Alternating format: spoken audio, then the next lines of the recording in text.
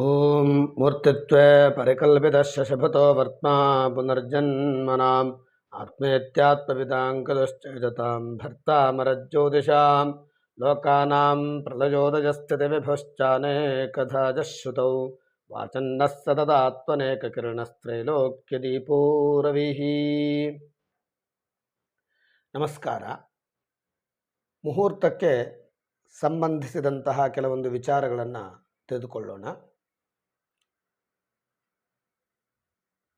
ಮುಹೂರ್ತ ವಿಷಯಗಳಲ್ಲಿ ಮುಹೂರ್ತದ ಸಮಯದಲ್ಲಿ ಲಗ್ನದಲ್ಲಿ ಕ್ರೂರಗ್ರಹಗಳು ಪಾಪಗ್ರಹಗಳು ಇದ್ದರೆ ದೋಷ ಫಲ ಉಂಟಾಗುತ್ತೆ.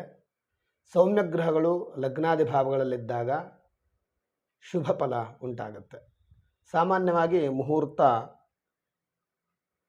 2 ಘಟಿಗಳಷ್ಟು ಕಾಲ ಮುಹೂರ್ತ ಇರುತ್ತೆ.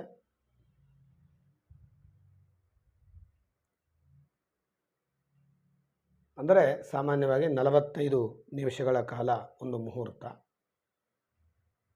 ತಿಥಿ ನಕ್ಷತ್ರ ವಾರಾದಿಗಳು ವಿವಾಹ ಮತ್ತು ಉಪನಯನ ಕಾಲಗಳಲ್ಲಿ ತಿಥಿ ನಕ್ಷತ್ರ ವಾರಾದಿಗಳು ಉತ್ತಮವಾಗಿ ಇಲ್ಲದೇ ಇದ್ದರೂ ಕೂಡ ಲಗ್ನ ಶುಭವಾಗಿದ್ದಲ್ಲಿ ಆ ಮುಹೂರ್ತ ಹೇಳತಕ್ಕಂಥ ಕಾಲ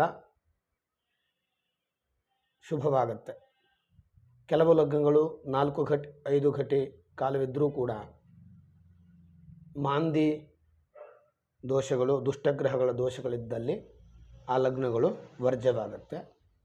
ವಿವಾಹ ಕಾಲದಲ್ಲಿ ಪಾಣಿಗ್ರಹಣ, ಕನ್ಯಾದಾನ, ಮಂಗಲಸೂತ್ರ ಧಾರಣೆ ಇವು ಮುಖ್ಯ ಭಾಗಗಳು. ಉಪನಯನ ಕಾಲದಲ್ಲಿ ಯಜ್ಞೋಪವೀತ ಧಾರಣೆ, ಗಾಯತ್ರಿ ಮಂತ್ರೋಪದೇಶ ಮುಂತಾದವುಗಳು, ಬ್ರಹ್ಮೋಪದೇಶ ಮುಂತಾದವುಗಳು ಮುಖ್ಯ ಘಟ್ಟಗಳು. ದೇವ ಪ್ರತಿಷ್ಠೆಯಲ್ಲಿ ಧ್ರುವ ಸೂಕ್ತ ಪಠನಾದಿಗಳ ಕಾಲ, ಬಿಂಬ ಪ್ರತಿಷ್ಠೆ ಮುಂತಾದವು ಮುಖ್ಯ ಕಾಲ. ಈ ಕಾಲಗಳಲ್ಲಿ ಮುಹೂರ್ತಗಳನ್ನು ನೋಡಬೇಕು. ಕಾರ್ಯ ಮಾಡುವಂತಹ ಇಡೀ ದಿವಸಗಳ ಕಾಲ ಪೂರ್ಣ ದಿನಗಳಲ್ಲಿ ಅನುಕೂಲತೆ ಇರಬೇಕು ಅಂತಿಲ್ಲ. ಮುಖ್ಯ ಕಾಲಕ್ಕೆ ಮಾತ್ರ ಪ್ರಾಧಾನ್ಯ ಇರುತ್ತೆ. ಹಾಗಾಗಿ ಮುಹೂರ್ತ ಅಂತಂದರೆ ಆ ದಿನದ ಆ ಕಾರ್ಯಗಳ ಮುಖ್ಯ ಘಟ್ಟ ಯಾವಾಗ ಇರುತ್ತೋ ಆ ಕಾರ್ಯಕ್ಕೆ ಶುಭವಾದಂತಹ ಮುಹೂರ್ತ, ಶುಭವಾದಂತಹ ಲಗ್ನ ಇದ್ದಲ್ಲಿ ಆ ಕಾರ್ಯ ಸಾಫಲ್ಯತೆಯನ್ನು ಹೊಂದುತ್ತೆ. ನಮಸ್ಕಾರ.